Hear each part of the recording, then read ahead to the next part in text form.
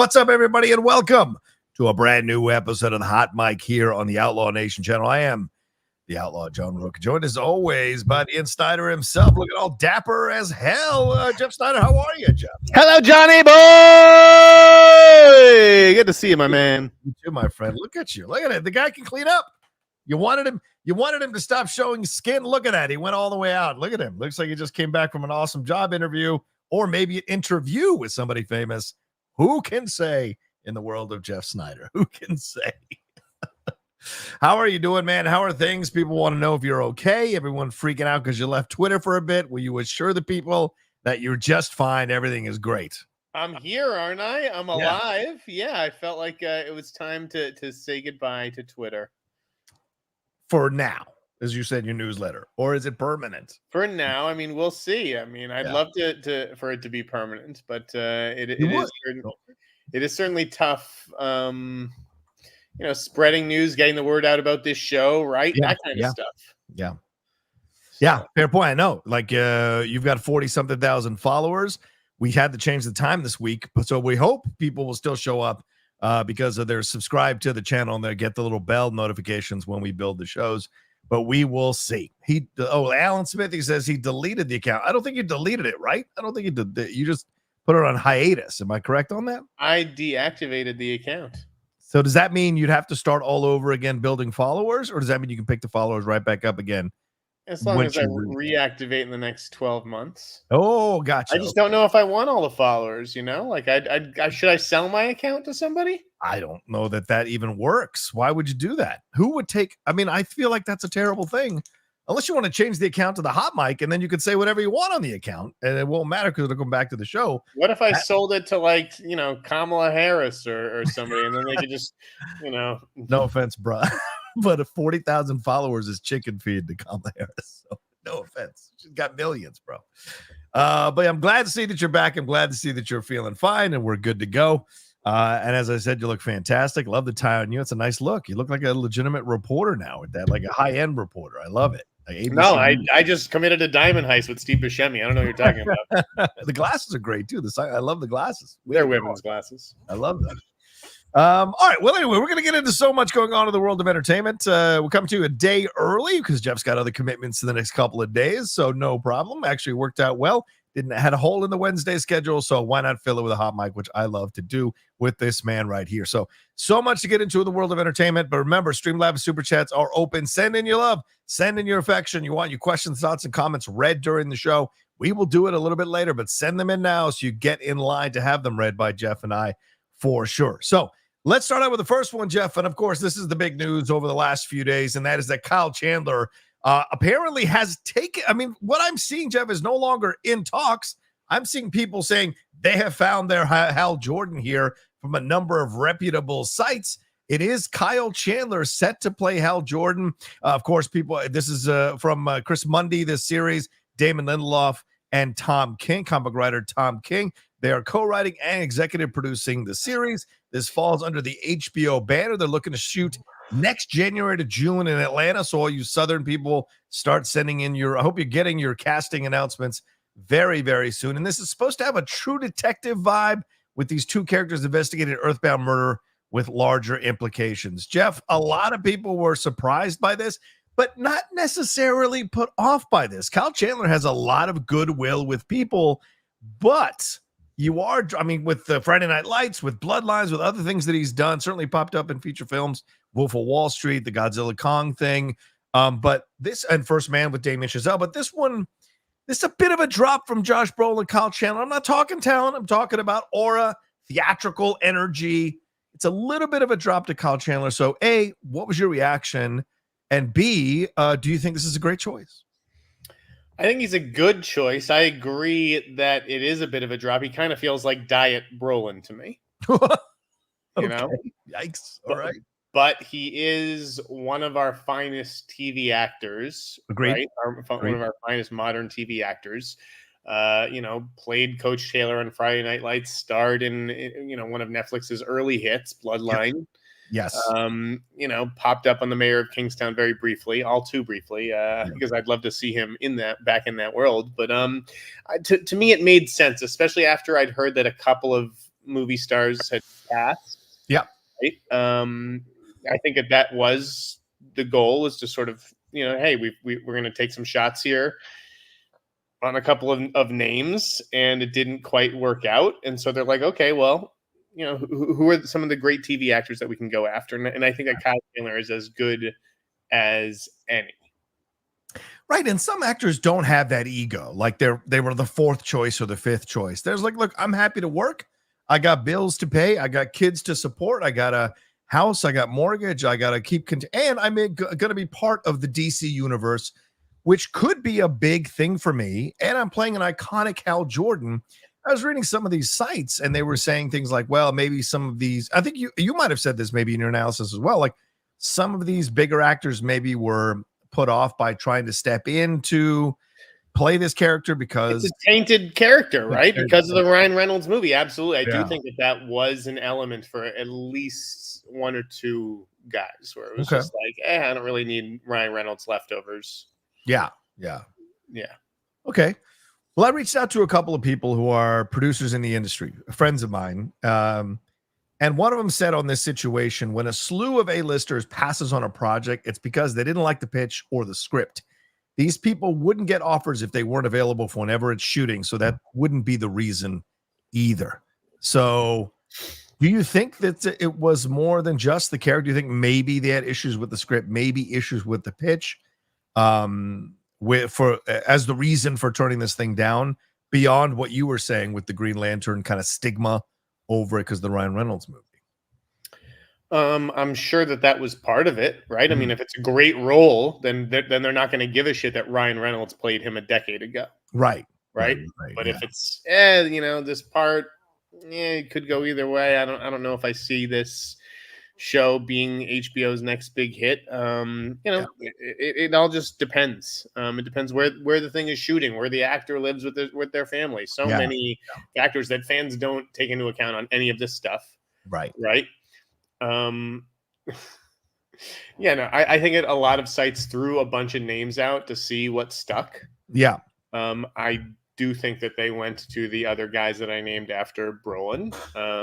Ewan and McConaughey? I think that they were on the list. Absolutely. I mean, yes. So I don't understand. People are like, oh, that's just wishful thinking. Yeah, it was wishful thinking on WB's part. Like, I'm just here to report on what I fucking hear, guys. It's not like I'm pulling. It's not wishful thinking on my part. I don't give a fuck who plays Hal Jordan. Right. I could give two shits. So, they were accusing you of either believe me or you don't. Like, I was right about Brolin. Same source. What makes you think that they were lying about the other two names? Right. Because some other fucking website said Chris Pine's in the mix? Sure he is.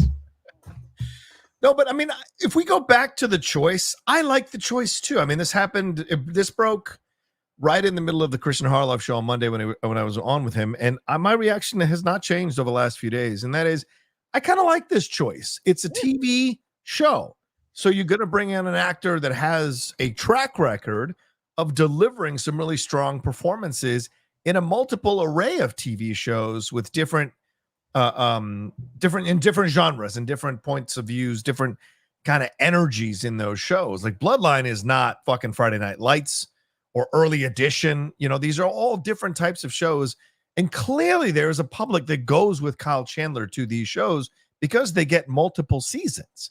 And then you look at the work he's done on camera. I thought he went toe to toe with DiCaprio all through Wolf of Wall Street. I thought he was fantastic to hang with DiCaprio the whole time. I thought it was great in First Man. So this is a strong, solid actor. Yeah, he doesn't have the Josh Brolin footprint, but if you're looking to have a Hal Jordan who is going to be mentoring the younger guy, it's clear that they're now focused on Jon Stewart. They need a big name or a strong name that they see to be the future Green Lantern for them, and it is Jon Stewart. It's not going to be Hal Jordan. Well, did you see what Boris tweeted?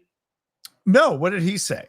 Boris said that Chandler's deal is for TV only. Oh, wow. Which I thought was weird because it's like James Gunn has talked a big game about how, the actors are going to be crossing over between TV and film and video games and animation and all that stuff.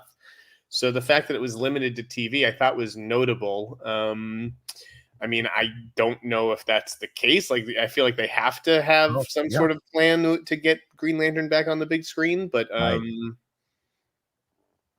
yeah, I just thought that was an interesting thing to tweet. No, you're right. September 23rd. Here it is. Interesting aspect of this. Chandler does not have a movie component to his deal, according to my sources. So to me, this seems like they're going to adjust the script. If they were going to have Josh Brolin and then a younger black actor who's up and coming that they really wanted for Jon Stewart, those two were going to go into movies. With Kyle, maybe you've got a different situation. Maybe Kyle dies at the end of the series or becomes the Spectre or disappears into space for whatever reason to be the Green Lantern out in another sector, because there are so many lanterns in the world of Green Lantern. And then it's Jon Stewart who kind of steps up to the plate and becomes the Green Lantern in the movies. And you're right. You're right to bring that up with James Gunn. But look, James Gunn can say whatever the fuck he wants. The reality is when stuff starts to go down, it can't always work out the way you want it to work out, no matter how hard you try or how much money you have, because human beings are going to make up their own minds and decide whether they want to do something or not. And you're not going to maybe sometimes be able to get the person you want. That's life. So you have to adjust on the fly. If Boris is saying that it's just for TV, I do wonder if there was another element, at the start, right? And they just couldn't get anybody to sign on because they're like, listen, I'll do this show, but I don't want to have to sign on to 5 mystery movies that you get to name at a later date. So I'm not going to take this part. And maybe James Gunn was like, they were like, all right, well, if we want to get a significant piece of talent, maybe we have to, just limit it to this TV show. I'm not quite sure. Or maybe the reverse thing happened, that it's never been written for Hal to go into the movies. And these theatrical actors are like, well, fuck that. If I'm not going to go into the movies to get even bigger residuals, why would I do an 8-episode series? That makes no sense. Or maybe it's just a limited show, right? I feel like, they keep talking about lanterns like it's going to be this ongoing thing. I don't think that's the case. I feel like if it is a true detective thing, it's going to be a limited run series, like they're going to solve a mystery and that'll be that. Yeah. Well, what do you think about the Jon Stewart side of this? Damson Idris is one of the 5 actors being looked at, according to my time to shine. I know you've said a few actors as well. Tom King apparently this week followed Damson and Aaron Pierre, and a number of people. That's how they do it, guys. They bring everybody in, and then they like, all right, I'm going to start following you on Instagram because we definitely don't want this to leak. But I'm going to follow you on Instagram, knowing that everyone's going to look at who I follow. Tom, you follow him, and then you follow him, and that way we don't know who. Yeah, it's really something the way people read into this stuff. I mean, who are some of the other names though that everybody that was and Kelvin Harrison Jr. The standard names we've heard for the last few weeks. Nothing new has popped up. It's all the same people. It's interesting though because Damson Idris is already established, right? Kind of established with the stuff he's done with Snowfall and with Outside the Wire. Like he's kind of established already. So he's not a young punk kid you're kind of teaching the ropes to. Do you know what I'm saying? So maybe this relationship is already in motion and, he's not a young kid. He's a much more seasoned guy. So there's only so much left to teach him in this particular series. I don't know. I mean, it's tricky, right? I'll tell you why it's tricky. Because black don't crack. Okay. What? Is that a racist thing to say? No. You're right. You're right. Yeah. You're right. I know I'm fucking right. Okay. I know I'm right. I watched this guy, Luke James, on Them the Scare. It's one of the best performances I've seen all year. Guy's 40 years old. If you had told me he was 27 years old, I'd completely buy it. So, right. Yeah. It's like, are we casting someone whose age is the character or someone who looks like they could pass for the character? Right. I have a piece coming tonight. Okay. On Jon Stewart. Damson Idris is the oldest person on that list. 33. Yes. He's the oldest person on the list. I had some other names and I ended up cutting them. Okay. I just had too many names and so 33 was the cutoff. So it could be Damson Idris. Obviously, he's in F1 with Brad Pitt, and who's distributing that movie, John? Who partnered with that? Apple TV. But who partnered with them on the theatrical release? Warner Brothers, right? Warner Brothers, right. Yeah. So if anybody knows how good Damson Idris is in that movie, it's probably going to be Warner Brothers. But at the same time, as you'll see in my piece tonight, there's a clear demarcation between actors in their 30s and actors in their 20s. Yeah. And I think that it's going to be someone in their 20s and someone pretty young skewing. Okay. I think that they're looking for a fresh face. Like, you tell me, does Aaron Pierre need mentorship? No. I mean, the size of that guy, no way. The way he carried that film, no way. Yeah, I mean, that's kind of the thing. So, you can't just look at who's hot right now. You have to also look at who's right for the part. There are hot actors who aren't right for the part. I'm not saying that Aaron Pierre is one of those because he is on the list, but I don't know that he's necessarily the favorite just because some parties say so. I mean, 5 years ago, if this is Kyle Chandler or Michael B. Jordan, people are losing their minds. It would be a fantastic thing. Michael B. Jordan is Jon Stewart. Kyle Chandler is Hal Jordan. People would love that. But the good thing about the expansion of more shows, more networks, more channels is there has been an influx of young Black actors getting a chance to show what they can do in a number of arenas. So I can imagine you had to cut it off because maybe in 10 years ago, you wouldn't have been able to do a list this long. Exactly. That's exactly it, John. Yes, there's a ton of Black talent out there. Yeah. I mean, I really have spent a lot of time looking at all like a whole bunch of names, from 20 to 40. So I feel like I know that landscape pretty well, and it is chock full of talent right now. Okay, Winston Duke. No, Winston Duke. Yeah, all right. Sounds good, man. Sounds good. I like this idea. All right, so we'll find out. We'll see more. You guys can read Jeff's thoughts on who he sees as Jon Stewart on his newsletter. And where can they get that newsletter, Jeff? theinsnyder.com. There you go. There you go. All right, let's move on to another thing. Jeff, I didn't put this on the rundown, 2 stories, but I got to get your thoughts on this, man. Let's get to it. Deadpool and Wolverine. What is going on here? That Marvel and Disney are setting an Oscar campaign that includes Ryan Reynolds and Hugh Jackman for supporting actor and more. Deadpool and Wolverine will be submitted for consideration of the Golden Globes in the comedy categories. That's fine. Reynolds' performance as Wade Wilson will be vying for one of the 6 spots in the actor comedy musical category. But in a surprising move, according to Variety, Jackman's return as Logan would be positioned in the supporting actor races across all key award shows, including the Golden Globe, Screen Actors Guild Awards, Critics' Choice, and even the Oscars, as confirmed exclusively by Variety. Is this just pie in the sky shooting and, just trying to get more attention? Or do you think in a year that's, you could argue, a little bit weak for movies, that this could actually make some noise at these higher end award shows? What are your thoughts on this?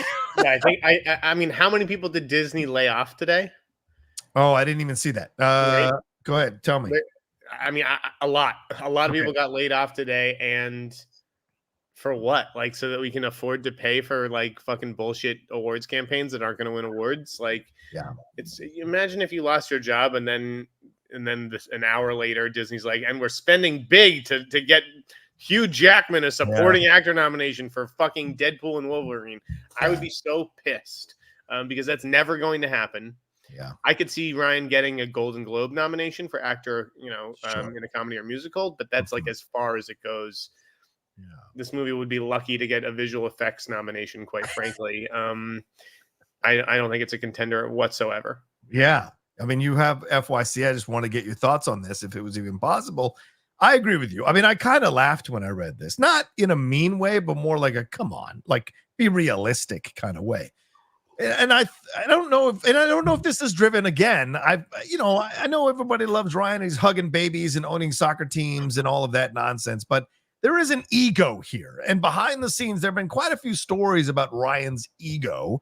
And I wonder if this is yet another push through his ego, like getting Disney, getting Marvel to be like, hey, put me up for these awards, put me up for these acting awards, put me up for these things and see if I can get nominated. With Hugh's not that kind of person. He doesn't have that ego. He doesn't have that kind of thing. From everybody I've spoken to who I know that have worked with him, that's never even been a shred of ego there. But there was not much that he did in Deadpool and Wolverine that I would think would even remotely qualify for a Best Supporting Actor situation, considering already the movies we've gotten, and we're only in September. this year, I can name like 10 better supporting actor performances than what Hugh got to do in the movie. Not because Hugh's not a good actor, but because the material there for him in Deadpool Wolverine wasn't as strong as it was in Logan, for God's sakes. Yeah, like I said, it's those 2 awards. You have a shot at a visual effects nomination at the Oscars and a shot at a Globe nod for Ryan, and that is it. Yeah. I mean, I think it's just about how much money the movie made for Disney, right? So Ryan Reynolds can be like, well, why are you guys spending on an awards campaign for Daisy Ridley and Young Woman in the Sea when we made you like $1 billion? You know, right. I don't care how good she is in that. I don't care how bad I am in Deadpool. Like, we made you $1 billion. Go spend, $2 million on a fucking awards campaign. No. Yeah. Mr. G says Hugh was clearly supporting. Yeah, who's saying he wasn't? Is someone saying that in the chat? He's not a lead. Of course he's supporting. And you're right about the Disney layoffs, Jeff. Or just to underscore your point there, sorry about the Disney layoffs. Deadline reporting today Disney's in the middle of a new wave of cuts as part of a cost-saving initiative. We hear about 300 or so people are affected by the layoffs that started yesterday and are continuing today and tomorrow with a possibility to stretch beyond that. So fair point, Jeff. Fair point to look at it from that direction. All right, let me ask you about this situation. And, of course, tread carefully because you might slip on the baby oil.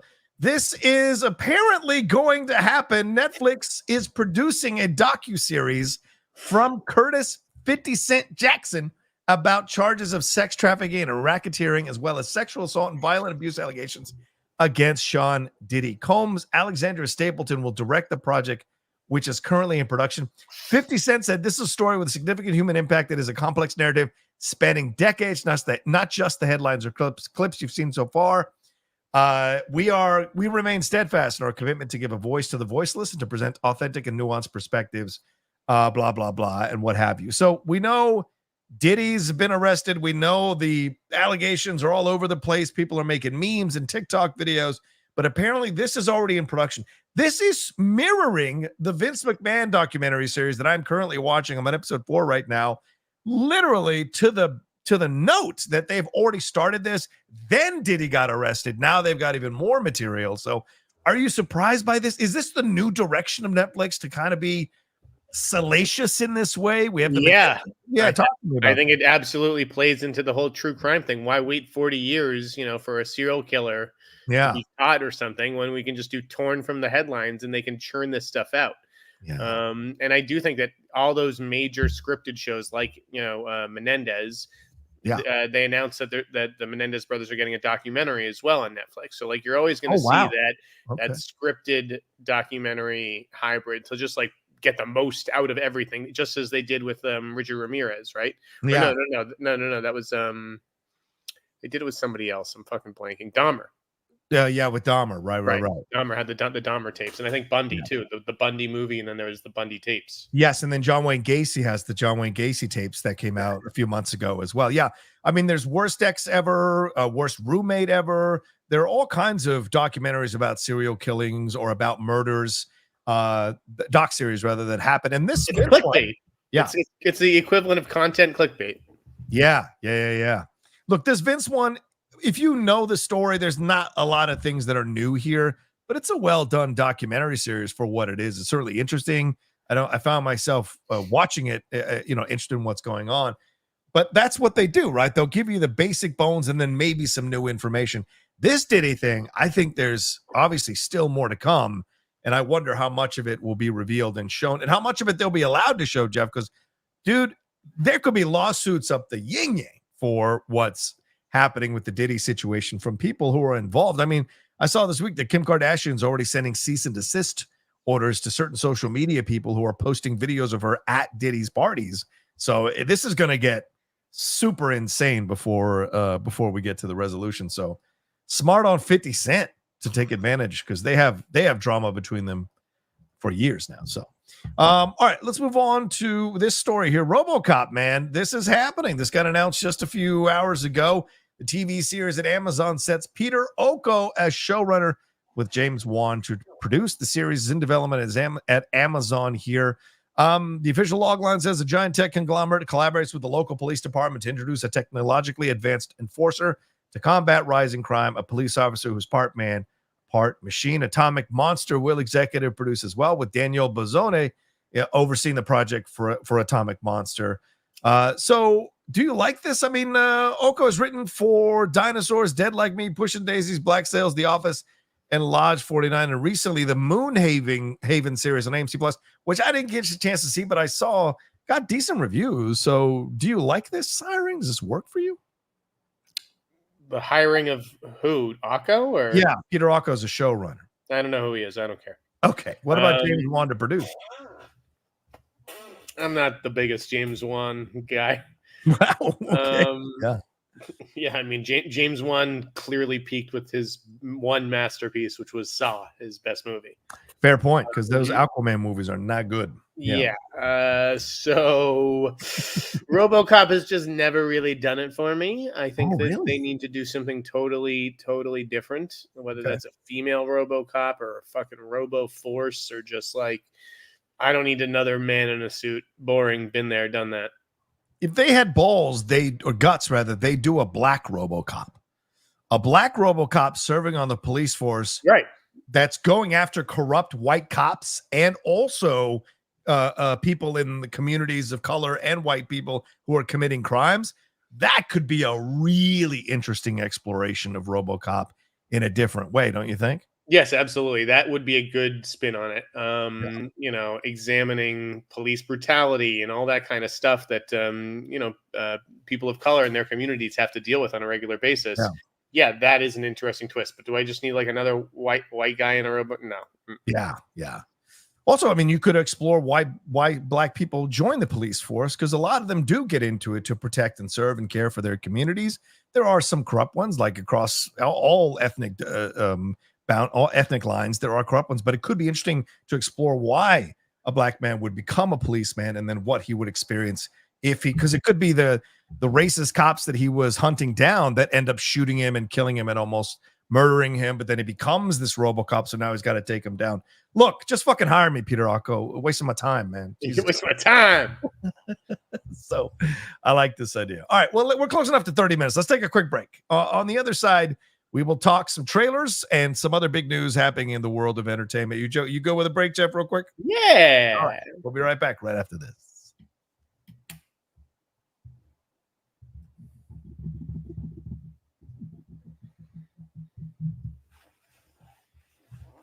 All right, let's get into this thing, Jeff. Let's get into some trailers here, man. A lot of stuff happened and dropped this week. Let's get into where do I have the one? Maybe I didn't upload it. All right, well, let's start with this one while I look for a picture for the other one.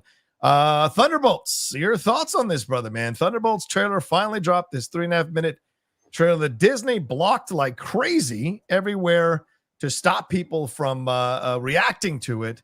And then demonetized everybody, but then brought it all back later on that day. But interesting trailer, 3.5 minutes. You got a chance to see where everybody's coming from. We got to introduce to Bob there, Sentry, to be a part of this crew of people. Some funny things, but also the storyline throughout is that they're all displaced. They're all unhappy with their lives. They all feel like they don't know where to go next.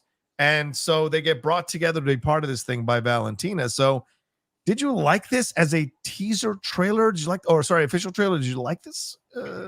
I liked that it was different. Okay. Right? But it's just like you. I hope you didn't spend much on this as you did other movies, and I hope you don't expect it to perform like other movies, right? Yeah, exactly. Like I don't think that it will. Right. But yeah, this looks like a nice change of pace, I think, for the MCU, where things are a little bit lighter and not everything is necessarily the end of the world. And I don't know. I did like the tone of it, and I think this is a fun cast. Were you surprised that you liked it? Were you expecting it? Were you expecting not to like it? I guess is what my question is. I mean, when I say like it, like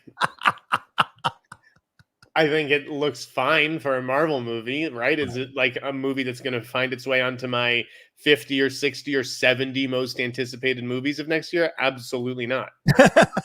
Fair point. Yeah, I like the trailer for what it was trying to deliver. I enjoyed. I didn't think it was but I didn't have that oomph. I wanted that oomph that made me go, yeah. It was good. It was solid, but it wasn't exciting. And so by the end, I was like, man. And I also think Julie Louis-Dreyfus is so horribly miscast in this role. She is. It's just so unbelievable. It frustrates me, right? Because I love her as an actress. I mean, anything she's done, I've enjoyed her in, theatrically or TV wise. This is one of the rare moments where I feel that she's completely miscast, and you don't believe that she would be able to put these people together. You just don't. But you're right that. Well, I mean, I just don't care. Yeah, fair point. That too. Like. Yeah. You're right. It doesn't feel like an event, right? Marvel movies used to feel like events, and there's nothing about this that feels like an event. So I hope that they're just, again, not hoping it'll perform like an event, because it's not. Yeah, this almost feels like a Disney Plus series rather than a movie in the way the energy you're getting when you watch the trailer. So yeah. All right, let's move on to the fun. Here, I finally found the picture that I was trying to put up here. All right, Jeff, we got to get into this, man.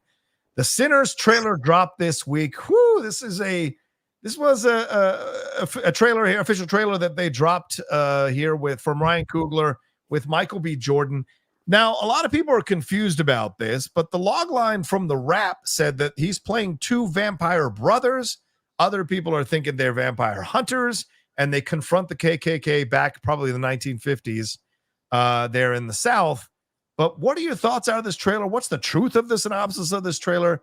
Did this accomplish what they were going for as a first tease and taste of Sinners? I think it did. I think it's a good, effective teaser, right? Because the average person doesn't know about, the vampire rumors or whatever. Yeah. I mean, I was under the impression that these were vampire brothers, but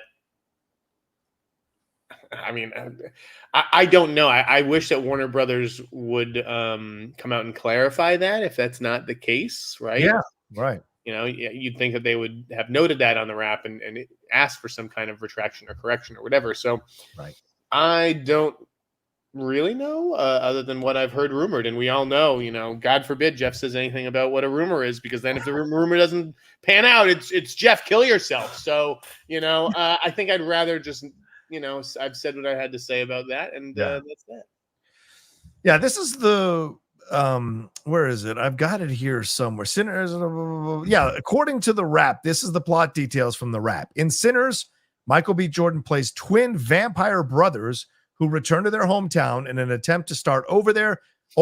Once there, they discover something even more evil has taken root, the Ku Klux Klan, with Jack O'Connell playing the head of the Ku Klux Klan there. The movie is set in the 1930s, Jim Crow South, with production taking place in New Orleans earlier this year. I liked this trailer for a number of reasons. One, it's a fascinating thing to consider two twin vampire brothers going back to their hometown. How many of those people remember them from when they were there? And has the town changed? How new is the Ku Klux Klan in this situation? And clearly there's some images here of them walking the Ku Klux Klan outside that building like they're almost zombies. Is this vampires versus zombies, vampires versus werewolves, or is it simply vampires versus something even more evil, the Ku Klux Klan, that is willing to kill without abandonment? Is there a vampire hunter within the Ku Klux Klan? And the other element that could be interesting is these are black vampires. So were they feeding on the black community? And now the black community has to choose between the vampire brothers and the Ku Klux Klan, which is the real danger. And when you have someone like Wunmi Musaka there, you're giving her something meaty to play as a great actress, Yeah, I have no idea. Haven't read the script. I would assume that it's the KKK versus vampires. Yeah. That seems easy, though. So there's got to be a twist. So either way, I thought it was really phenomenal. It's a good teaser. Michael, obviously, there's some great hero shots of him in it. But I think that you need a little bit more in the next trailer about whether they are vampires or, more about what they're up against, and just more like from the supporting cast. Like I wanted like a Delroy Lindo moment or a Jack O'Connell moment in this teaser. It's all very Michael focused. Yes. He's been lifting weights. I don't know if you noticed that. All right, let's move on. Let's move on to this other one here. That also a second trailer for Gladiator Part 2, or Gladiator 2 rather. This one was pretty hardcore, leaning into the relationship between him and Maximus, even more so than the first trailer, and showed and had this storyline of him wanting revenge, losing his wife, all of this stuff. So What did you think of this trailer and how Denzel was really the focus of this trailer as well? Him wanting to take away power from the emperors and become essentially an emperor himself. Yeah, I mean, listen, I'll just put it this way. Denzel did not sign on to this movie to just play like some boring supporting role. Yeah, he ate Oliver Reed. He ate Oliver Reed. Yeah, I think Denzel's going to be awesome in this. He could end up being like the supporting actor winner. I think you just have to be careful of like Paul Mescal's character has to be his own man. Right? Yeah. You can't just have him repeating Russell Crowe's iconic lines. So I think that's sort of where this trailer falters. Yeah, I agree with you. It felt like we were repeating the same beats from Gladiator in this situation. So you want something more. It's like an Alien, right? It's get away from her, you bitch, right? It's like this character really wouldn't know that this was ever said. Right. Or like that this was the big catchphrase anyways. So I hate those kinds of callbacks because it's just fan service for no reason. Yeah. Well, maybe he'll put his hand across the wheat field like he did, like Gladiator did.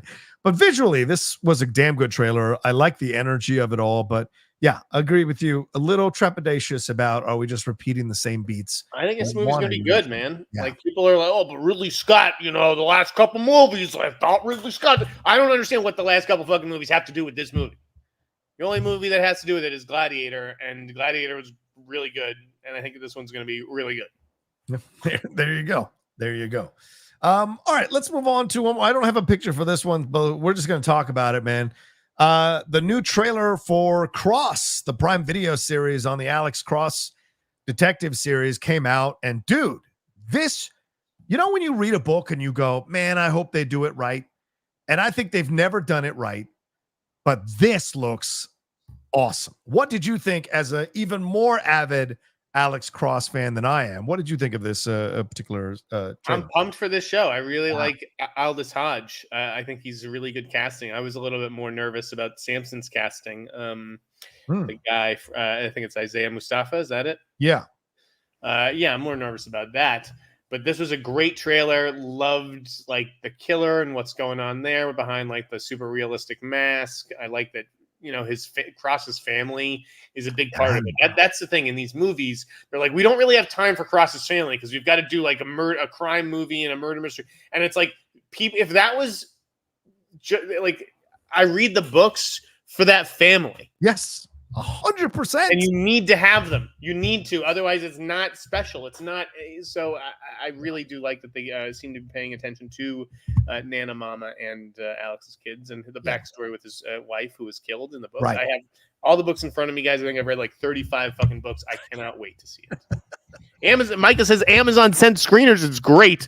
I'm literally canceling the rest of my fucking night. What? Did they really? I haven't even checked. I don't know if that's true, but I cannot wait if that's fucking true. Oh my goodness. He looks fantastic. My problem with the previous Crosses, A, Morgan Freeman was too old.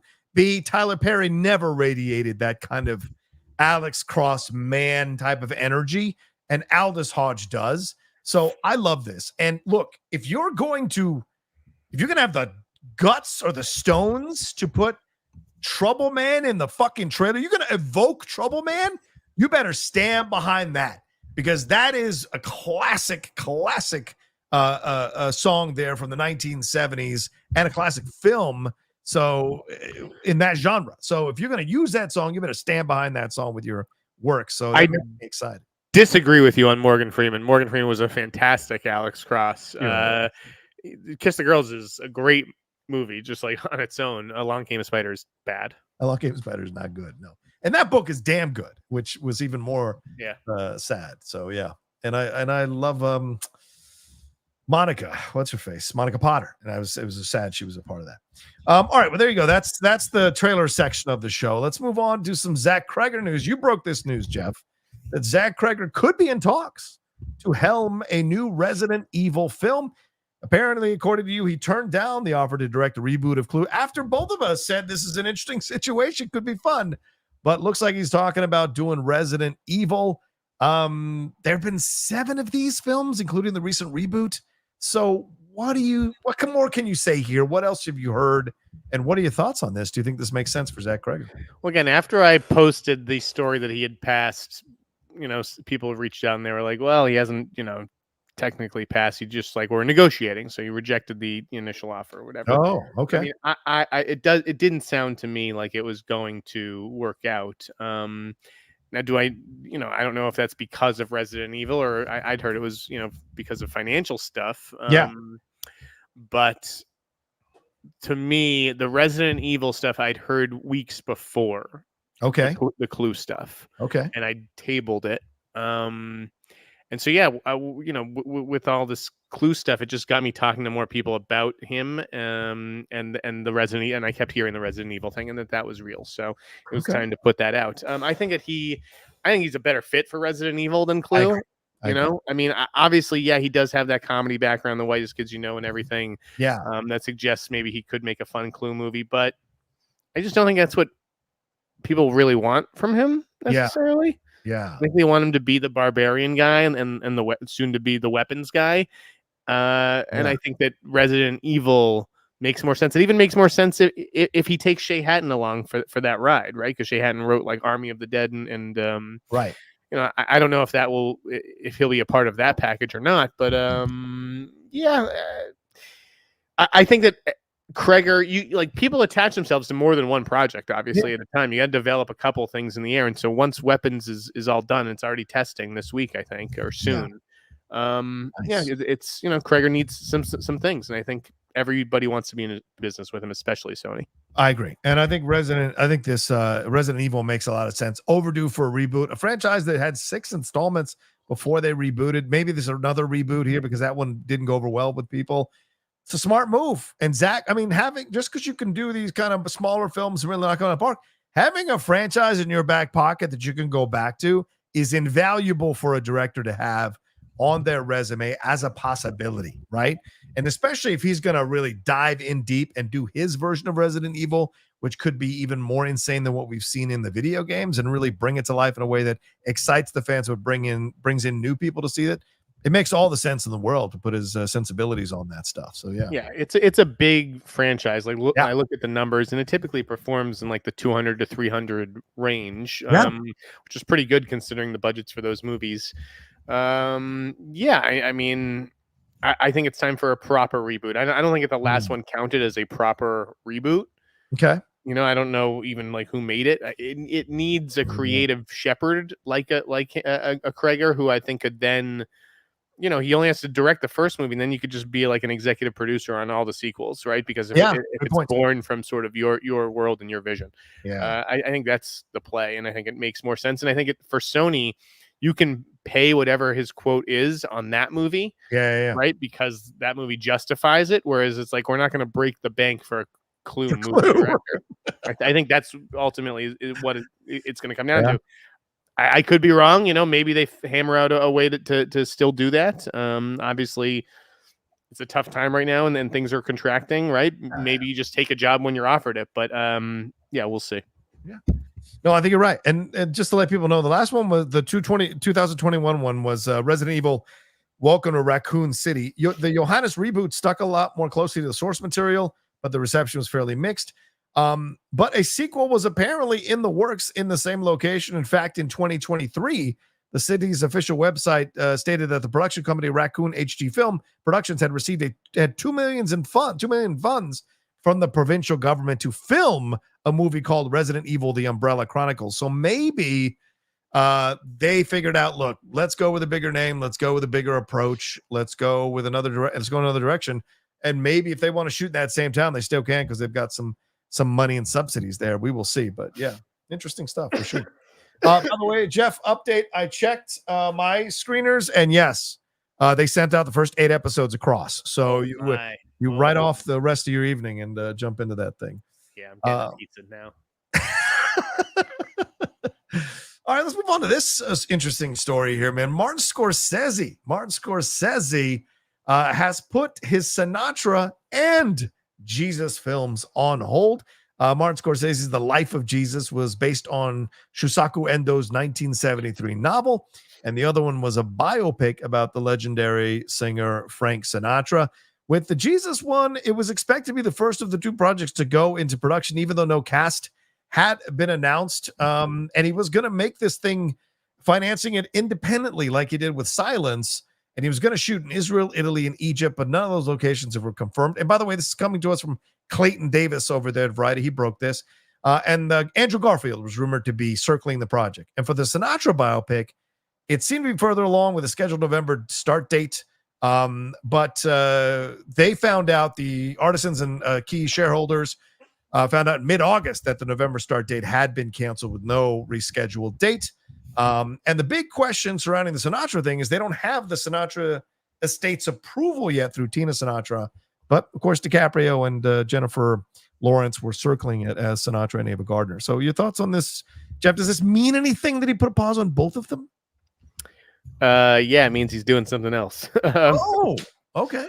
I think you guys need to go over to World of Real. I think Jordan Rumey's been all over this story and what Scorsese's up to. He's the one who broke a lot of this reporting, and he says that Scorsese's next is going to be like, the first part of like a trilogy that he's doing with Kent Jones, like his pal.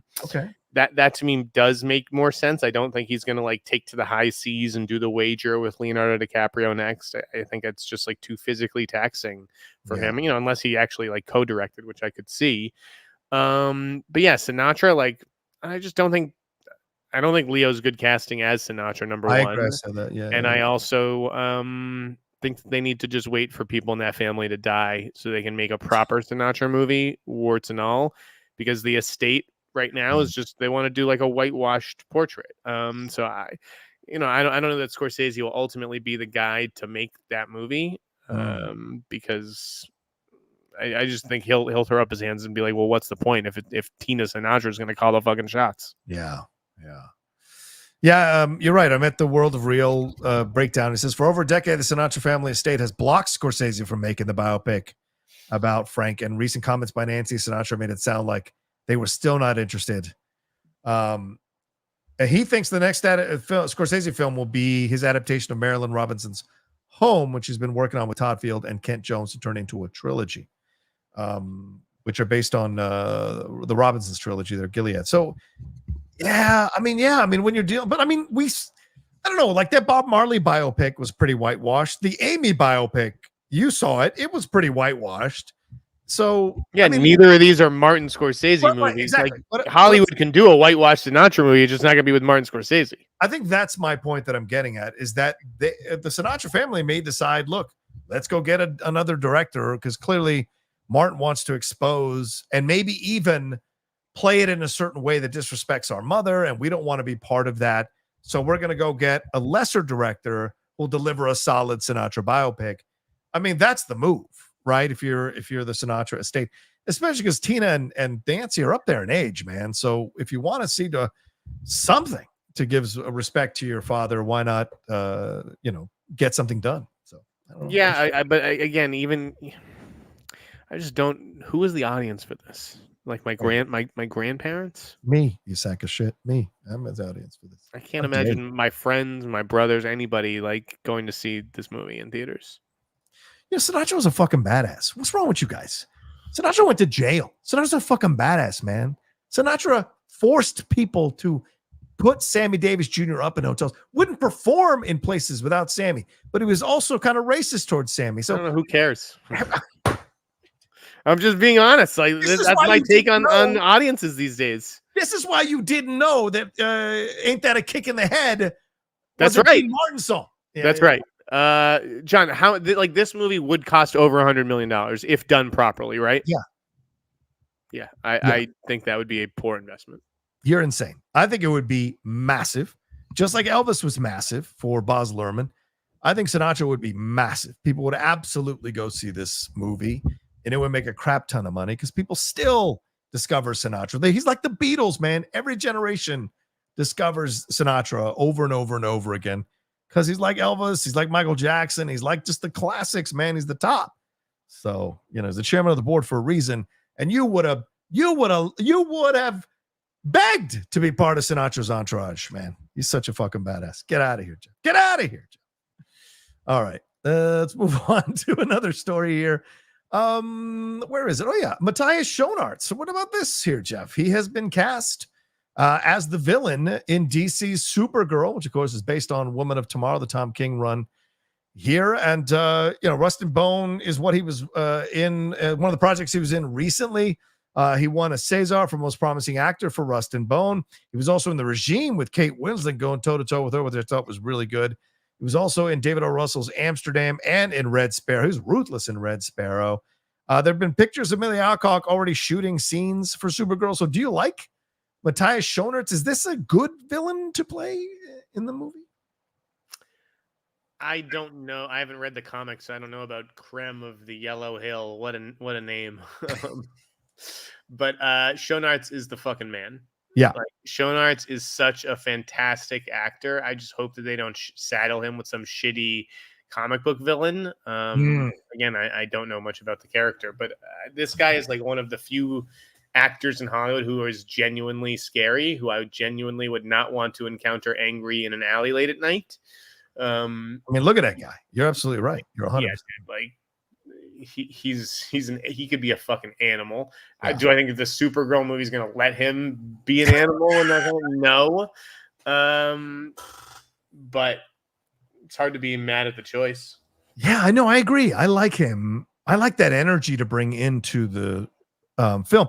He may not be well known to mainstream audiences because Rust and Bone and Regime, not really the biggest well-known pop culture things to be a part of, but he's going to bring a power and a ferocity to this villain role. And I agree with you. Like, if you cast a guy like this, it's because you want him to be able to show what he can do. So hopefully they've written and adapted this storyline to make to really take advantage of what the energy he naturally brings to the screen. That could be a good thing, back and forth, and it would sell Millie Alcock even more as Supergirl if she's able to overcome him. And look, the story itself is a pretty brutal story. She experiences a lot of death, experiences like a lot of loss. So they cast her because she could play that on her face. And so I think this might be a little harder edge Supergirl than people are thinking. So, we'll see. Yeah. Okay. I know. All right, let's move on. Let's move on to this. Freddie Prinze. How do you like this? Freddie Prinze Jr. I will dare say friend of the show, Freddie Prinze Jr. is returning for the I Know What You Did Last Summer sequel, reprising the role of Ray Bronson from the original 1997 movie and its 1998 follow-up. He's but Jennifer Love Hewitt is still in negotiations, apparently, and still trying to get into here to reprise Julie James. So do you think now that first of all, what do you like? Do you like Freddie coming back? And do you think now that Freddie has signed on, Jennifer Love will sign on real quickly? These people, I don't care if the signature is on the paper or not. They already signed on like a year and a half ago when they greenlit this movie. Like, what the fuck? This is just about getting more PR, just like Jennifer Love Hewitt will get her own story about how she's closed a deal as if we didn't know she's going to be in the movie. They don't make this movie. They don't have a whole cast already if she's not in the movie. And okay. I mean, what are we doing here? This is stupid. All right. Fair point. I love it. Like, what else are these two people even doing? Freddie Prinze and Jennifer Love Hewitt. Like, what? I don't know. Give them $5 and a sandwich and they'll be there. Whoa. Oh, Freddie's, I think he's still running a wrestling promotion that he purchased and is running. And he's got a pretty good podcast that a lot of people are listening to, Jeff. So, he's doing his thing. Freddie's the man. I love Freddie. I love Freddie. Hey, I have nothing bad to say about Freddie. Freddie was a big Outlaw fan in the Schmodown, and I was a big fan of Freddie's father growing up with Chico and the Man. Come on. But you're not a fan of I Know What You Did Last Summer, so you don't really care. I had a fan. I had the fucking poster in my bedroom. I Know What You Did Last Summer. The sequels are bad. Yeah. Do I think everything needs a legacy sequel? No. Okay. I don't necessarily know if the story of Julie James and whoever the fuck Freddie Prinze was playing needed another chapter. But yeah, this is all just like meaningless PR. Like, I already knew they were coming back when they announced this project a year ago. Ray Bronson, that's who he was playing. Ray Bronson. Put some respect on Ray Bronson. Ray. I preferred Ryan Phillippe in the original. So. Really? Oh yeah. Are we due for a Ryan Phillippe comeback? I mean, this guy could act, dude. Yes, we are. That whole Reese Witherspoon thing. He needs a role. Johnny, have you heard of this movie, Day of the Fight? No. What is it? Is it a boxing movie? It is. It's a boxing movie that's coming out. Did you see this at TIFF? No. No, I think it was at Tribeca like a year ago or something. Wow. Okay. It's coming out. Michael Pitt is the lead. Ooh. And Jack Houston's in it, and it also has like Buscemi, so it's like a whole Boardwalk Empire reunion, and Ron Perlman. It was excellent. Is this the one he directed, Jack Houston? Yes. Yes, it is. Yes, Okay. and this is and it's like Ryan Philby needs a movie like that. Wow. He's got to find a Michael Pitt role like that. I see what you're saying. Yeah. Fucking Pesci's in this movie. Is Antoine Films talking about me? Dude doesn't want to be here or loves shitting on everyone. Oh, who cares, man? Remember, calm down. Remember, he's watching you. You're not watching him. You're the important one. Because if he's watching you, it's because you're the important one, not him. Always remember that. All right, let's move on. It'll help you with these moments. Speaking of legacy sequels, Courtney Cox is not in Scream 7 so far, according to Variety's Mark Malkin. She has begun talks to reprise Gale Weathers' role in the 7th installment, but it hasn't signed on yet. And she wants Dewey to come back. Dewey is dead. Why would he come back, Jeff? What is going on here? Nev is in the fold. Kevin Williamson's on board. So what's the negotiation? I'm sure she wants Dewey to come back so that he can get a paycheck and stop being like, Courtney, can I borrow 20 grand from you? like that's probably what's going on. Can somebody please hire my ex-husband so he could stop leeching off of me and my friend's fortune? That's probably what's going on. Courtney Cox not signing on for Scream 7, just like Freddie Prinze Jr. being in negotiations. Oh my God, the pressure. What could happen here? What could be the result of this? He either takes a job or doesn't work for another 6 years. Like what? Yes, Courtney Cox is going to be in Scream 7. That will work out. What do you want from me? I'm just saying, are you happy about it? Do you want them coming back? Do you want Dewey to come back? Because I think he's No, all these people need to stop. They need to move on from Sydney. They need to move on from Gale. They need to move on from. It's like it's been going on since 1996. I was 12 years old. Move on and tell a new fucking story already. Spyglass is ruining this franchise. They're driving it into the ground. These movies have been embarrassing. Okay. Yeah. And I don't care who likes them. I don't care what you think of the core four. Okay. I'm telling you as an expert. If I know nothing else in this entire lifetime, it is I know what works in a Scream movie, and these past two Scream movies have been awful. I know you've been very clear about that. You were not a fan of the most recent Scream film. Get a stand, bro. Dude, fuck you, Ben Bamboo. Go watch something else. What happened? Stop it. He's doing it on purpose, Ben Bamboo. Stop it. Stop. All you fuckers in the chat, stop. I'll leave. I'll go disappear, and you can just get the newsletter every fucking night or maybe 3 times a week. And that'll be it. That'll be our communication for the rest of my life. God damn. I will block all of you if you keep antagonizing Jeff. We'll turn off the comments. I mean, you guys can just literally fucking type into the fucking void. I don't give a shit anymore. You're banned now. Bye, Bamboo. You're banned. I told you I'd ban you. I'm going to ban you. Any of you fuckers making your comments, I'm going to ban you.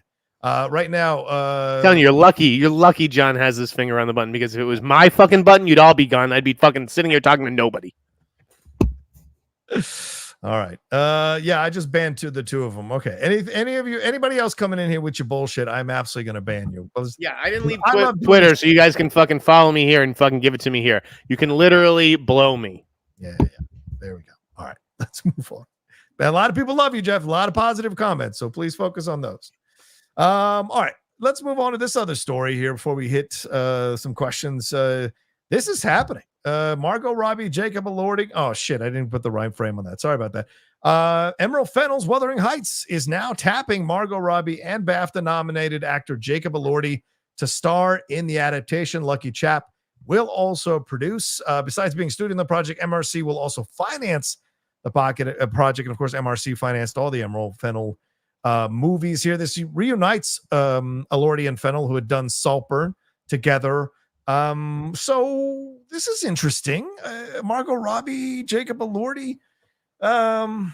Is she? I feel like she's older than him, and it's usually Heathcliff who's older than the actress. So, what are your thoughts on this? Do you like them together?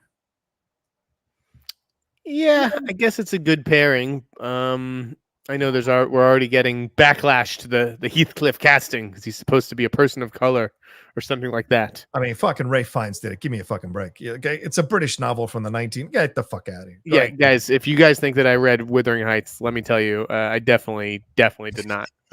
It's just such a dumb thing to be upset about. But listen, I think I'm torn on Emerald, right? Like Promising Young Woman. It was excellent. Was really good. Yes. Saltburn was not good. I know it has its defenders. Yeah, I agree. It wasn't very good. So I don't know what she really has planned here. Wuthering Heights, just the title alone makes me want to say goodbye, pass. I'm bored. Snooze. But getting Margot and Jacob, those two big stars, that's no easy feat. And so maybe she is cooking up something interesting. You gotta let's give her flowers, right? And wait to see what her vision is. Okay, so I'm looking at the World of Real report. Some reported backlash has occurred over Elordi's casting as Heathcliff. The character's ethnicity is ambiguous in Bronte's 1847 novel, with some consensus that his description is as a dark-skinned gypsy, likely meant that he was not white. People are calling for Elordi to step. Who the fuck is calling for Elordi to step down? And who are these journalists who give this shit credence? Why do I need to know that someone is calling for him to step down? Oh, it is Michael Stewart, who is the director of the Bronte Writing Center, telling the Daily Telegraph, things are different now. Oh, give me a break, man. Are they different? People want to go see movie stars in movies. That's they haven't changed. I understand this in certain situations, obviously, but in something like this, come on, man. It's a bunch of fucking English nerds who are going to be upset about it. Nobody is going to give a shit about this. It's not Heathcliff, this well-known character across multiple countries and millions and hundreds of millions of followers, and he's a pop culture icon as a character. People, please, it's ridiculous. People get upset about it. It's nonsense. But again, it's just we got the rest is right. It's I admire Margot's choices post Barbie, but it's also just I don't know, man. Movie stars used to just star in movies that people wanted to see. Yeah, she's torn between the two things, right? And maybe she's navigating this correctly. Although, to be honest with you, the box office for her movies before Barbie aren't that strong, where she was the star. I ain't talking about Suicide Squad. That's an ensemble piece. Where she was the main star, they weren't that strong. So she's trying to play that, I'm going to go do these challenging acting roles with the mainstream stuff. So, we'll see. But she's also producing, so she's getting money hand over foot. Ain't a problem there. All right, last thing. Do we have time for this one? I don't know. Do you want to talk about the Netflix stuff? Or you want to skip it and just get to questions? What you feeling about? Let's take some questions. All right, we'll skip the Netflix story. It's just about payment. They haven't revealed anything, and hopefully down the road they will. And getting called out by Ari Emanuel is certainly an experience for sure. Let's take a quick break, and on the other side, we'll answer your questions, your Streamlabs, and your Super Chats. And for any of you who haven't sent any in and want them answered, send them in now. It's right above Jeff's head. It's pinned in the chats in the description of the video as well. We'll be right back right after this.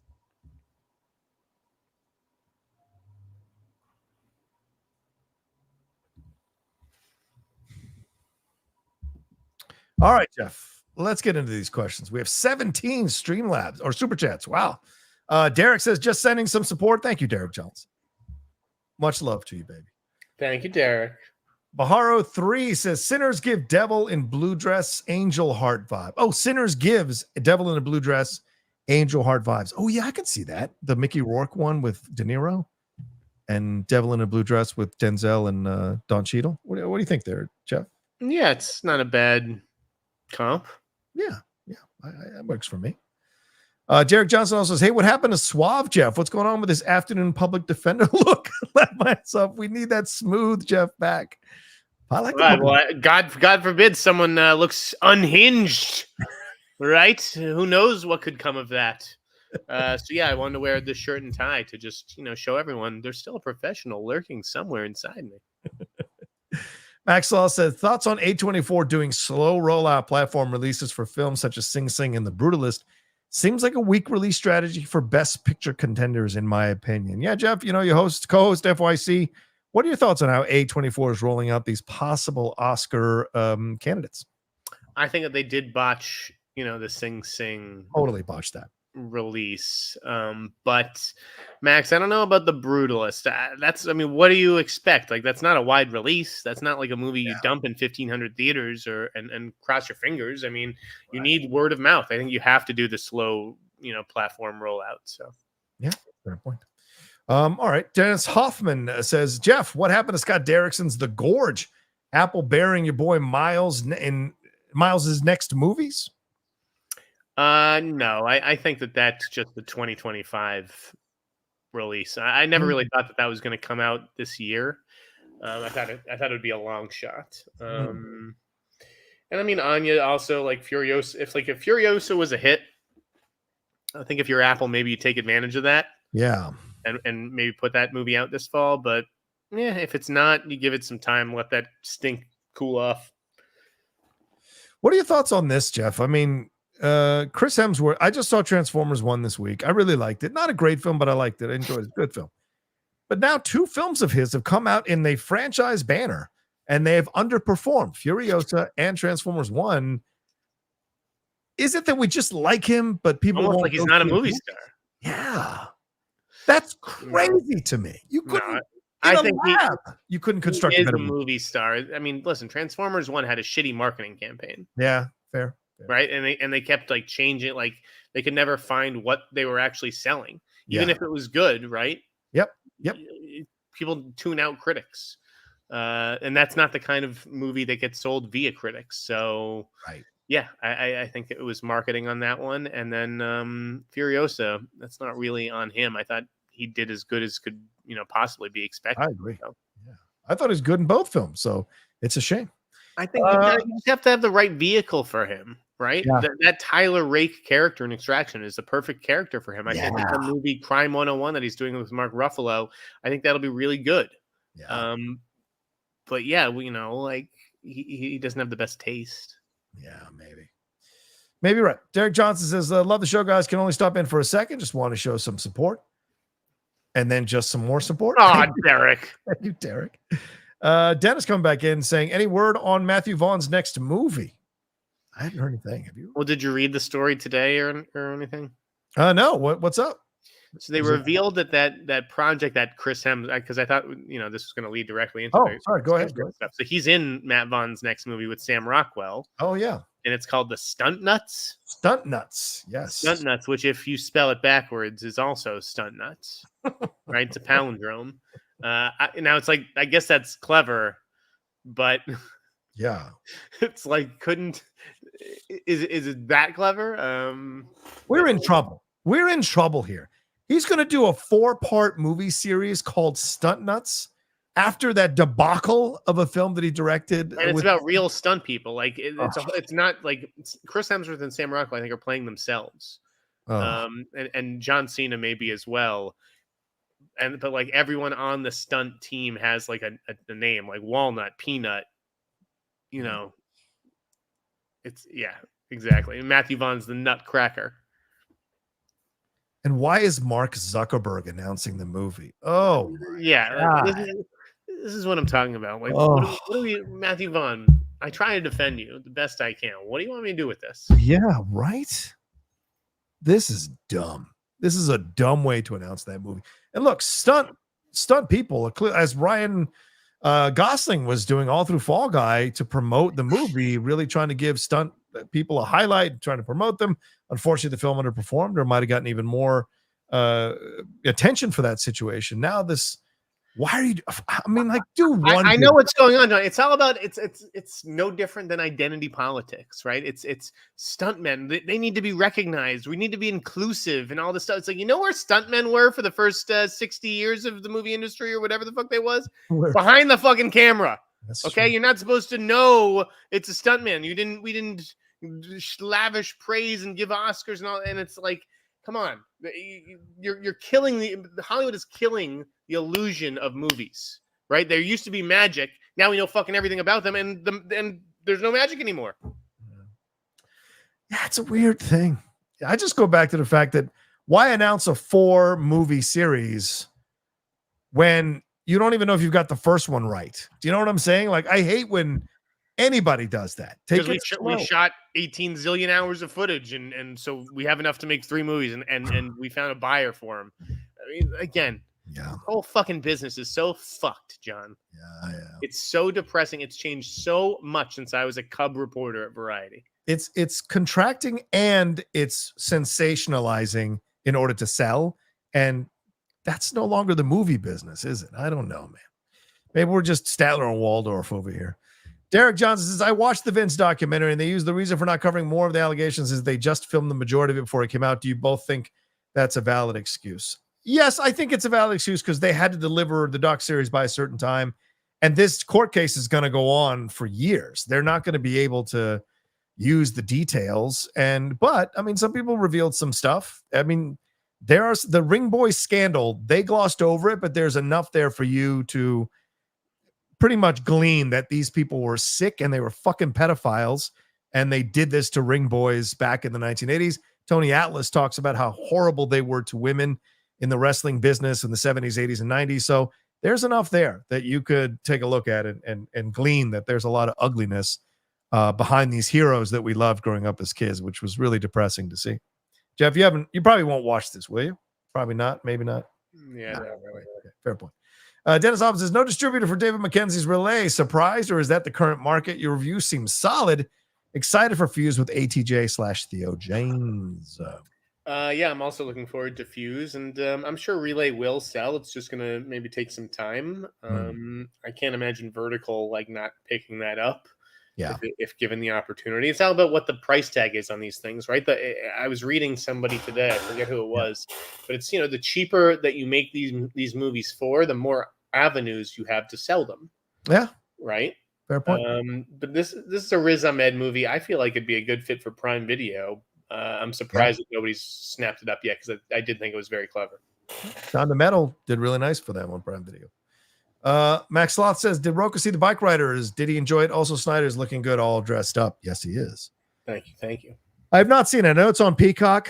I don't know if I want to sit through these accents for 2 hours. I just don't know if I want to do that. Jeff, should I do that? I mean, should I do that?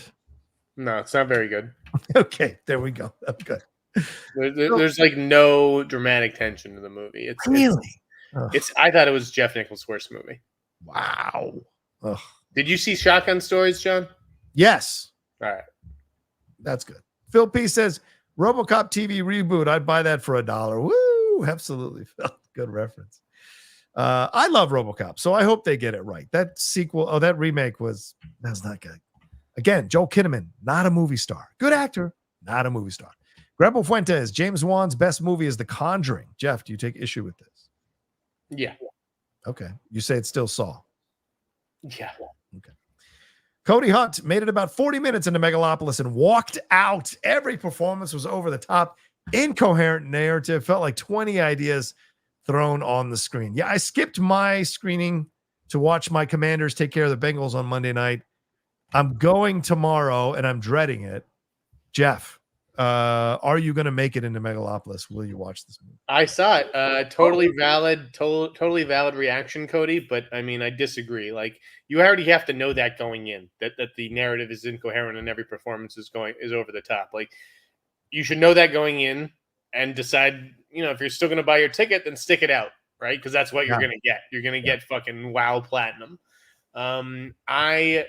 I'd much rather have a movie like this that's an interesting failure than some lazy half-assed horror movie or comic book movie frankly a lot of the stuff James Wan's been doing lately. So even though I don't think this is a successful movie, I think it's very flawed. I think it's a mess. I was never bored. There you go. Ewok says, any news on Terrence Malick's biblical epic, The Way of the Wind? It was filmed in 2019, is still in the editing room. Even for Malick, that's long. Yeah, I mean, of the two of us, I think I'm the bigger Terrence Malick fan because I love his stream of consciousness movies. I own most of them. And of course the classic ones. So I was really looking forward to this one, but 5 years. I mean, what do you think's going on here, Jeff? Do you know anything about this? I think Malick's going to hold it for the next 20 years. So then Leonardo DiCaprio is forced to break up with it. No, I haven't heard anything. I think it'll probably be out next year. I mean, that's what we've been saying about this movie for like 3 years running. But I feel like 2025 is the year of a new Malick movie. Yeah. Well, Jordan over A World of Real, this was in June 17th, said that he was done editing, that Malick was done editing the film. And that would premiere at Cannes in 2025. So maybe it's still in motion. Maybe it will happen. It's said to be 3 hours long. I'm cool with that. Terry's never done until he's done. He could see a butterfly land on his windowsill and reopen the movie, you know? That's right. Mattias Schoenarts is St. Peter. Hello. He sure is. Ben Kingsley, Joseph Fiennes, and Mark Rylance. Mark Rylance is Satan. Well, of course he is. Of course he is. Interesting. All right. And Geza Rohrig is playing Jesus. I want to see this. I mean, this is like the height of Malick to do a Jesus film, for God's sakes. Scorsese, fine. But Malick's Jesus film, that I want to see. Exciting stuff, Jesus. We definitely don't know enough about that story. Hey. Vex431 says, is Olga Kurylenko actually in Thunderbolts? She was the only cast member not at Comic-Con, and Taskmaster is the only one not on the poster still wearing a mask. She's not even in the elevator shot Marvel is promoting the trailer with. Yeah, I saw this week, Jeff, that a lot of people are speculating that it's actually Scarlett Johansson under the mask and that it's not Olga Kurylenko. She is not in the movie. And because Scarlett is also the executive producer, one of the executive producers on Thunderbolts. So what do you think? Is Olga Kurylenko in the movie or not in the movie? What's your gut tell you? I have no idea. I mean, my gut tells me I would have heard about Scarlett Johansson. Yeah. If she was like underneath a mask filming this movie, maybe she doesn't need to be. Maybe it's something you could shoot 2 days before the movie comes out and stick it in. Yeah. The big dramatic reveal at the end. I have no idea. So not fair to Marvel to speculate. And I don't care. That's the best part. I don't care. Well, I feel bad for Olga if it's true, because Olga's a good actress. Not a great actress, but a good actress. Derek Johnson says, Jeff, stop reacting. People are not paying you. LOL. I agree, Jeff. Derek, you're right. These people aren't worth my time. They're not worth my breath. Mike Joyce says, Jeff, people are being mean today because you have a shirt on. Take it off. Twitter may not be able to handle your sexiness, but YouTube can. There you go. Thank you, Mike. YouTube after dark, maybe. Hey. We would have to charge for that. $25 a head. Dennis Hoffman says, RJ Arjona leading Wingward's next film. Love it. Other casting excited about her in Brubaker's Criminal. Awesome cast on that show. Yeah, I like Adria Arjona. She's a damn good actress. Dennis, you're absolutely right that I really like the cast for Criminal. I don't read a lot of comics. Criminal was one of the comics that I read, and it's a damn good one. As for Adria Arjona leading Adam Wingard's next movie, yeah, it's Onslaught over at A24. I think it's like, a single mom who has to defend her family from something that escapes from a military base. And I'm sure she has, Terminator-like skills, much like the character in The Guest. It sounds kind of like a female version of The Guest in a way. So I'm pumped for it. Can we move Jennifer Lopez out of every project and move in Adria Arjona? I'd be very happy. That's what'll ultimately, that's what's going to happen. Right? I hope so. Max Loth says a limited release for The Brutalist on December 20th is weak. A24 should roll it out in November, then expand it around Christmas. Now it won't be seen until late of January 2025.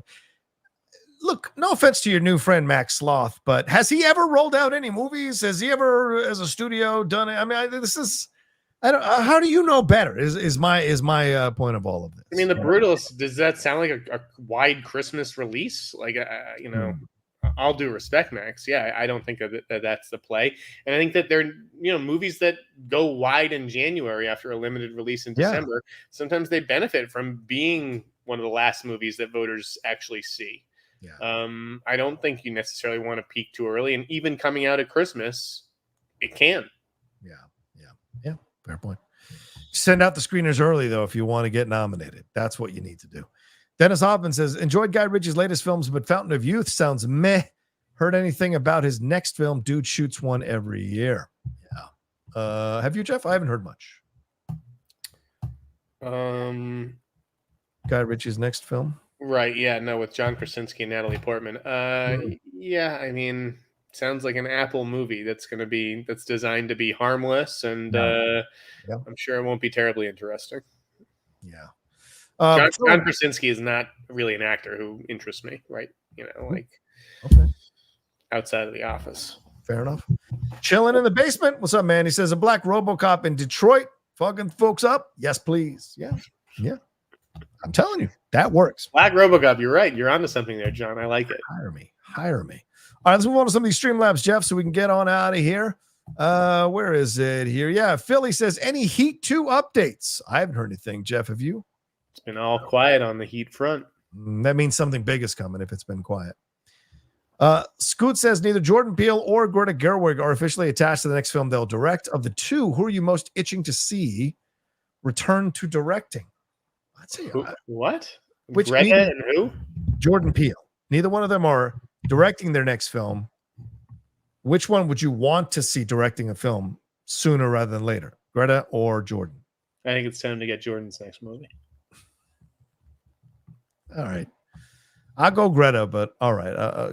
You can have Jordan. I like Greta, so I want to see her directing most stuff. But let's just go off what they're actually doing. I mean, okay. Would you rather see Greta Gerwig's Narnia or an untitled Jordan Peele horror thriller? That's a good point, dude. Potentially starring Daniel Kaluuya and Steve. I guess, Jordan Peele. Then fine. Yeah, I don't want to see Narnia. I can't even believe she's still doing this. That film is perfectly fine. The one from the early 2000s. That's still a damn good film. The other one's not so much, but that first one I liked. Anthony V says, I'm hoping Gladiator 2 is awesome. I like seeing Roman co-emperors, which did happen in history. However, what do you think of Ridley Scott already planning a Gladiator 3? I'm nervous when sequels are discussed prematurely, more so after 2 decades. Oh, I had not heard that. Is that true? Holy God. Yeah, apparently he's working on some kind of script or treatment or whatever for Gladiator 3. And it's like, yeah, dude, I don't want to hear anything about Gladiator 3 until I see Gladiator 2. I don't understand why we can't let movies is it that he thinks there won't be press? If he doesn't say it before the movie comes out when he does all the interviews, no one's going to know about Gladiator 3. I don't understand. Yeah. I mean, is this going to be the grandchild of Maximus now? Is that what's going on here? Where are we going? Do you think Paramount's excited for this? I think they're yes, we're getting another Gladiator movie. You think they're like, shit, Ridley Scott just stuck us with another $300 million bill. I think only if this one does well. If this one does well, then I think they go, okay, fine, we'll do it. It's like Paramount with Michael Bay. Every time those Transformers films did well, I bet those executives were like, motherfucker, we got to do another one. I feel like that's the truth. Even though I like them, I can still have perspective to think that's absolutely the truth. So that could be interesting. Good God Almighty. All right. I think, we got one more thing. Rob Marshall, this is breaking on Deadline. He will direct the new remake of Guys and Dolls. Are we excited about this, Jeff? This broke yesterday. I was excited a few weeks ago when I broke it on my fucking. That's right, you did. You're newsletter. Right. Listen, I think he's the best hire you can get for a musical. Really, or up there, depending on what that musical is. I think Guys and Dolls, he's probably well suited for it. Yeah. I know, Fleming's cue the casting speculation. Sky Masterson. Who's gonna play? Who? Fucking? Are you serious? Nobody. Come on. If you had to see a Guys and Dolls film or a Sinatra biopic, which one would you go to? You got to choose one. You go to Sinatra. Don't fucking lie. Yeah, I would go to Sinatra biopic. It's wait. It's that story, but without a musical. Great. I'm just if every movie star under the sun wanted to play fucking Sky Masterson and Nathan Detroit, they would have done it at some point in the last 20 years, right? It would have happened by now. Yeah. I mean, listen, I'm interested to see who they get, and it does seem like the kind of musical that I'd be interested in, much more so than Wicked. Right. But, yeah. Oh, yeah. But yeah, this is not a project I'm particularly jazzed about. I'm not hearing good things about Wicked from my sources at all. So it's not getting a good reaction. So we will see on that one. But who knows? I'm a hater. I hate everything. It doesn't matter what I think. Wait, somebody come in again? No one? No. Okay. This is Slick Insiders. No one truly born after 1987 musicals. I mean, then explain to me Wonka making as much as it made, or The Greatest Showman making as much as it made. You guys make these blanket statements, and I think what is wrong with your brains? Do you not do the research and take a look at how many musicals have been successful? So there is an interest. You just can't quantify it. You just don't know which ones. And look at all the Disney films; those are all fucking musicals. Encanto is a fucking musical and it made a lot of money. So it's not true. It's not true. You just got to do it right. So I like certain musicals. I mean, like Once, Sing Street, those are my kind of musicals. Yeah. But when everyone like turns and breaks into song and the whole town knows the words. Yeah. That's where like the logic in my brain, I'm just like, wait, these two people are singing about something that just happened. How do all the townspeople know too? Yeah. Like Schmigadoon, I'm not. That's like the last TV show I think I'd ever watch. I hear it's really good. Yeah, not for me. Schmigadoon.